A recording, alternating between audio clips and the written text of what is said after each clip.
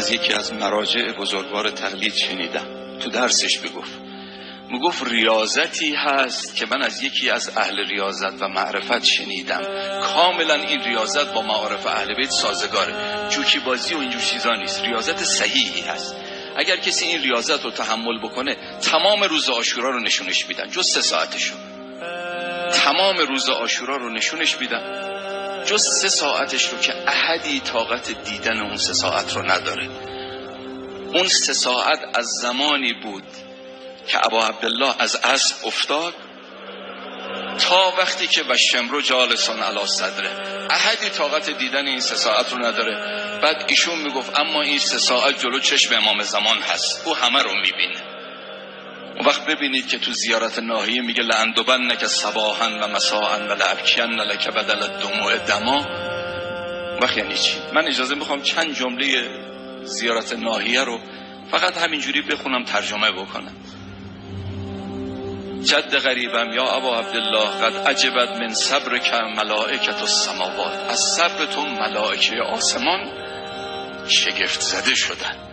میدونید که بلای ابا عبدالله علاوه بر اون سنگینی و سختی هایی که بر وجود نازنین خودش وارد اومد، بلای تمام اصحاب، یاران، فرزندان، اهل و عیال، همه بلای خود امام حسین. یعنی ابا عبدالله این گلها رو تربیت کرده، حالا روز عاشورا باید بیاد پرپر بشن. امام حسین علی اکبر و علی اکبر کرد، ابوالفضل و ابوالفضل کرد، حضرت زینب رو زینب کرد، حبیب رو حبیب کرد. اهل معرفت میگن وقتی یه استادی شاگردی رو میخواد بپرورونه، اگه شاگرد یه قدم میره استاد 10 قدم باید بره، سنگینی بار رو دوش اون استاده. حالا این استاد علی اکبری رو، ابوالفضلی رو، زینبی رو، بچه‌هایی رو، حبیبی رو، همه اینا رو آورده، اینا باید اینا بلای اول از همه بلای خود سید الشهداست، سنگینی برا رو خودشه علاوه بر بلای شخص خودش.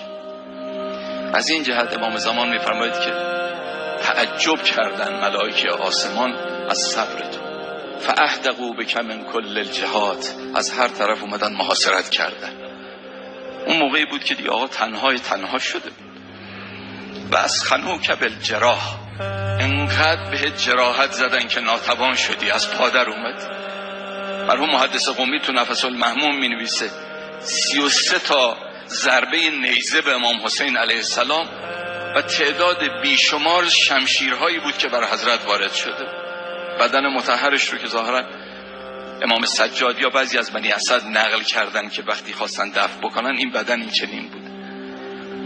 و حالو بینک و بین الرواح، بین تو و بین رهایی و خلاصی فاصله انداختن، یعنی دیگه محاصرت کردن، نذاشتن دیگه جایی بری.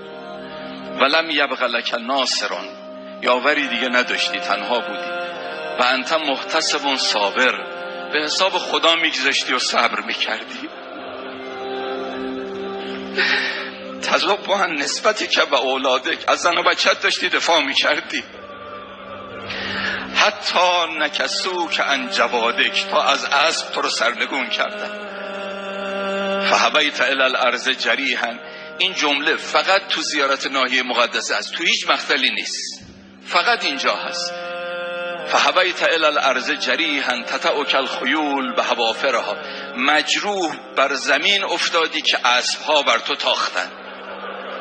ما اونی که شنیده بودیم بعد از شهادت تاختن، ولی 2 تا پیکر بودن که در زمان حیات اسبها بر او تاختن. یکی قاسم بود، قاسم ابن حسن بود که اسبها بر او در زمانی که افتاد هنوز زنده بود و مجروح بود، زیر دست و پای اسبها قرار گرفت.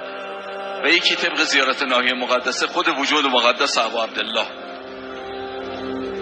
و تعلو که تقاد به بواترها، با شمشیر آخته بالین تو اومدن. قد رشح للموت جبینک، عرق مرگ در پیشانیت نشست. و اختلفت بالانقباض و الانبساط شمالک و یمینک، به چپ و راست میپیچیدی، از اون پهلو از این پهلو به اون پهلو، در خون خودت میغلطیدی. تدیر و طرفا خفیا الی رحلک و بیتک، با گوشه چشمت به خیمه ها داشتی نگاه میکردی.